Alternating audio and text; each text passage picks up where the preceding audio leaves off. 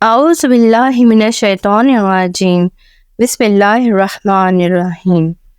السلام علیکم ناظرین، آج ہم آپ کو حضرت محمد مصطفیٰ صلی اللہ علیہ وآلہ وسلم کی ویڈیو کا پارٹ 2 بیان کرنے جا رہے ہیں۔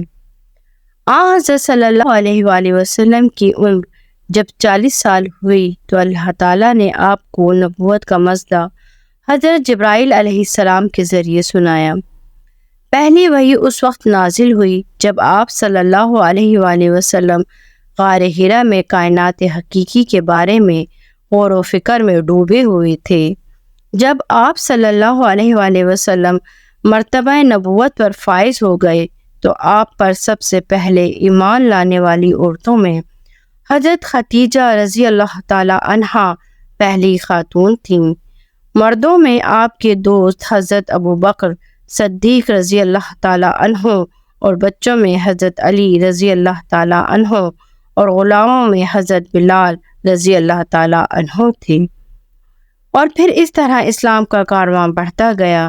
مکے کے کافروں اور رشتہ داروں نے وہ کون سا ظلم تھا جو آپ صلی اللہ علیہ وآلہ وسلم پر روا نہ رکھا، مگر نہ تو آپ صلی اللہ علیہ وسلم کے قدم راہ حق میں ڈگمگائے اور نہ ساتھیوں کے۔ تاریخ کے صفحات ان مظالم اور جور و ستم سے بھرے پڑے ہیں جو اہل مکہ نے آپ صلی اللہ علیہ وآلہ وسلم پر روا رکھے۔ مکے میں نبوت کے 13 سال کا جو عرصہ گزرا وہ بیان سے باہر نہایت تکلیف دہ عرصہ تھا۔ اب نبی اکرم صلی اللہ علیہ وآلہ وسلم کی عمر تقریباً 53 سال ہو چکی تھی۔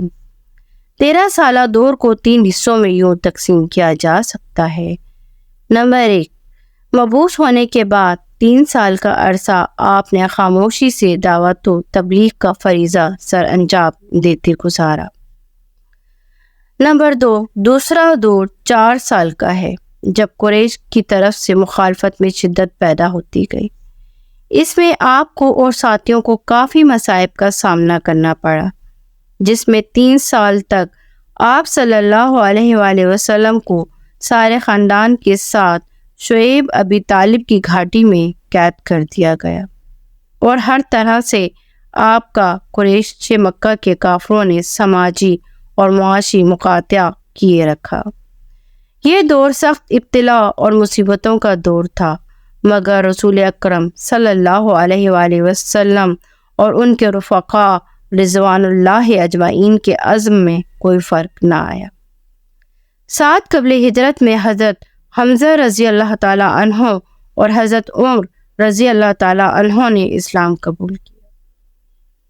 تیسرا دور تقریباً 3.5 سال کا ہے۔ حضرت خدیجہ رضی اللہ تعالی عنہا اور حضرت ابو طالب کی وفات سے لے کے ہجرت تک کا دور ہے۔ اسی دور میں شق القمر اور شب معراج کے معجزے آپ صلی اللہ علیہ وسلم سے ظہور میں آئے، مگر ان کافروں پر ان معجزوں کا مطلق اثر نہ ہوا۔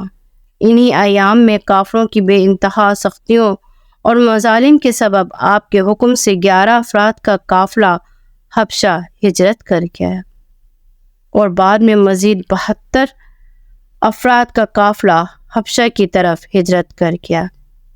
11 نبوی میں مدینے کے 112 افراد حاضر ہو کر ایمان لے آئے اور 12 نبوی میں یثرب یعنی مدینے سے 72 افراد نے حاضر ہو کر اسلام قبول کیا اور مدینے جا کر اسلام کی اشاعت کا فرض سر انجام دیا، جس سے مدینے کی فضا اسلام کی قبولیت اور اشاعت کے لیے ہموار ہوئی۔ نبوت کے 13ویں سال میں ارشاد ربانی کے مطابق آپ نے مسلمانوں کو مدینے کی جانب ہجرت کا پیغام دیا، کیونکہ اب مکے کے کافر آپ کی جان کے دشمن ہو گئے تھے، لہٰذا آپ حضرت ابو بکر رضی اللہ تعالی عنہ کے ہمراہ ربیع الاول 1 ہجری بمطابق 624 سن ہجری کو مدینہ ہجرت فرما گئے۔ 1 ہجری تا 11 ہجری آپ صلی اللہ علیہ وآلہ وسلم نے مسجد نبوی اور اپنے گھر کی تعمیر کی۔ آپ صلی اللہ علیہ وسلم نے 26 غزوات میں حصہ لیا، جس میں 8 سن ہجری میں غزوہ فتح مکہ بھی شامل ہے۔ دیگر ممالک کے حکمرانوں کو اسلام کی دعوت دی، معاشرتی، تمدنی، مذہبی، اخلاقی، سماجی اصلاح فرمائی اور غیر اخلاقی اور غیر سماجی، غیر مذہبی باتوں کو جڑ سے ختم کر دیا۔ اپنے حسن عمل اور اخلاق حسنہ سے تمام حجاز اور قرب و جوار میں کفر و الحاد کو مٹا کر اخوت، محبت، یگانت سے لبریز ایک انقلاب برپا کر دیا۔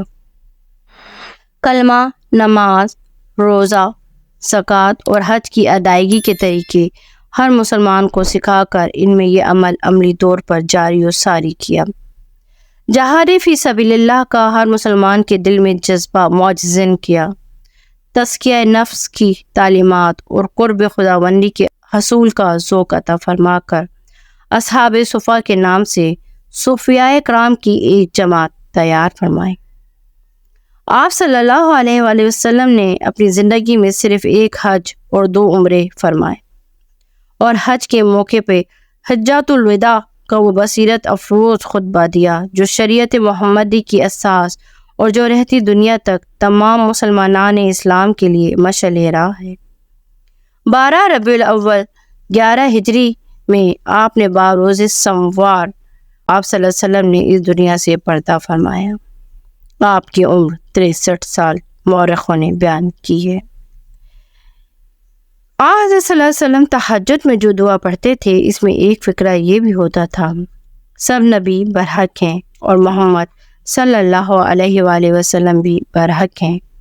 کوئی شخص اس وقت تک مسلمان نہیں ہو سکتا جب تک وہ دنیا کے تمام پیغمبروں کی یکساں صداقت، حقانیت، راست بازی اور معصومیت کا اقرار نہ کرے۔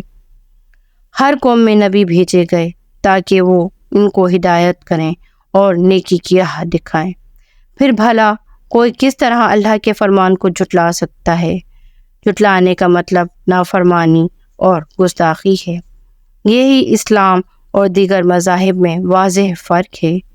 نبی آخر الزماں صلی اللہ علیہ وآلہ وسلم پر ہزارہ درود و سلام۔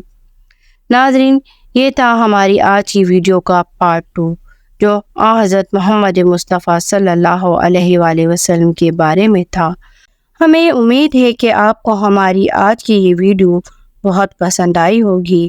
مزید اس طرح کی ویڈیوز دیکھنے کے لیے ہمارے چینل کو لائک، شیئر اور سبسکرائب کرنا نہ بھولیں، اور ساتھ ہی بیل آئیکن کے بٹن کو بھی پریس کر دیجیے تاکہ ہماری ہر آنے والی ویڈیو آپ کو بر وقت اور بآسانی مل سکے۔ شکریہ۔